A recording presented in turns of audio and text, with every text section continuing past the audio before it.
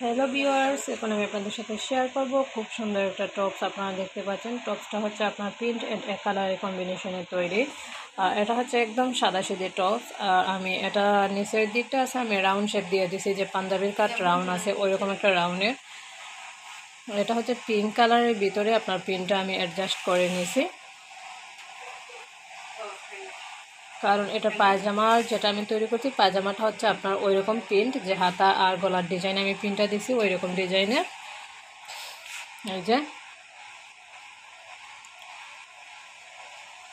এটা হচ্ছে সম্পূর্ণ চেরি কাপড়ের। এক কালার যে কাপড়টা আছে এটা হচ্ছে চেরি, আর প্রিন্টের যে কাপড়টা আছে ওইটা হচ্ছে চেরি কাপড়ের।